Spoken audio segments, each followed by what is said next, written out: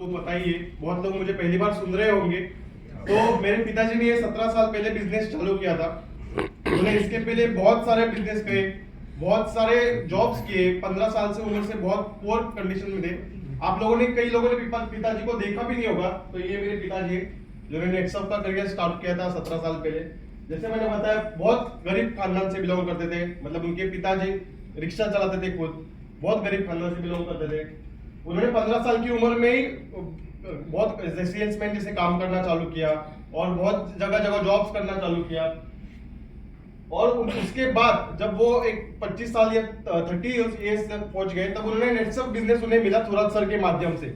उन्होंने पहले प्लान को समझा, उन्हें पता चला कि ये कंपनी नया है। इस कंपनी के प्रोमोटर्स जो है सुजीत सर और मालपानी सर, इनका स्ट्रॉन्ग बैकग्राउंड है। मतलब ये उस टाइम पे क्या था कि बहुत सारे नेटवर्क मार्केटिंग कंपनीज पुणे जैसे शहर में आ रहे थे, मुंबई जैसे शहर में आ रहे थे, और इनका नॉलेज पापा को था।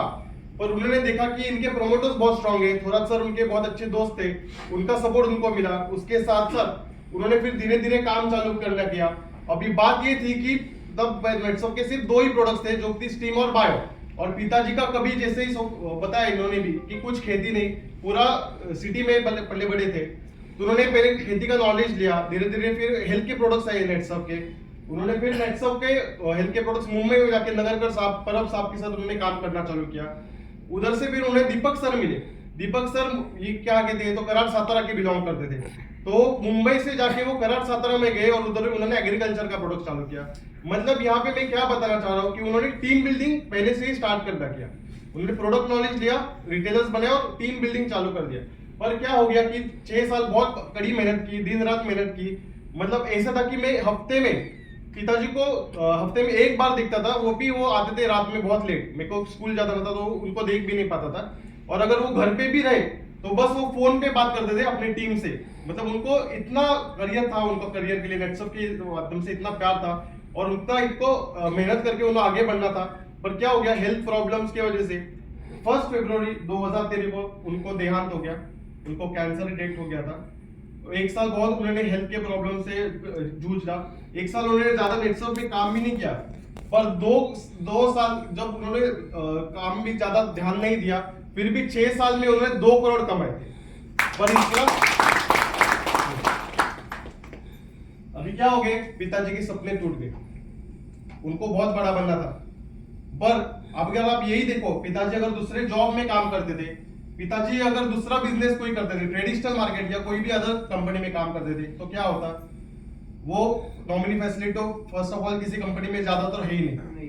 अगर हो भी थी तो उसका गारंटी नहीं कि मिल पाती मेरी मम्मी के नाम पे। तो क्या हो जाता, मम्मी हाउसवाइफ। मेरे उम्र तब कितना था, सिर्फ 14 साल।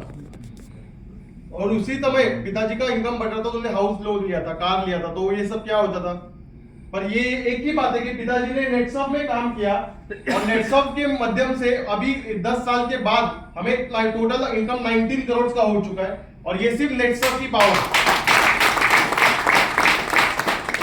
और इसी की वजह से आज अगर देखा जाए कि मैंने 25 साल का आज मैं हूं और मैंने बाहर से एमबीए कंप्लीट किया हुआ है। ये क्यों हो पाया, क्योंकि हमारी टीम एक अच्छी बन गई थी।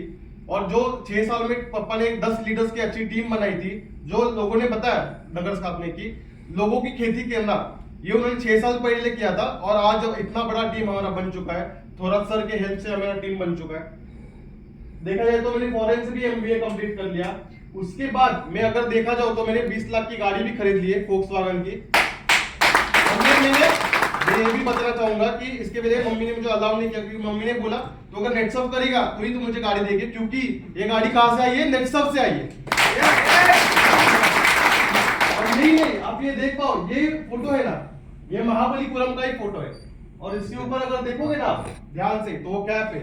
जब हमें 15 लाख का 15 दिन का इनकम 8,19,250 आ गया था, उस टाइम का ये फोटो। और इसी के साथ अगर हम देखो तो ये हम देख सकते हैं 19 करोड़ टोटल इनकम जो हो गया है। पर अगर आप देखो तो मैं नेटसप करियर क्यों कर रहा हूं, और मैं यही क्यों बताना चाहता हूं कि यंग लोगों ने नेटसप करियर क्यों चूज करना चाहिए।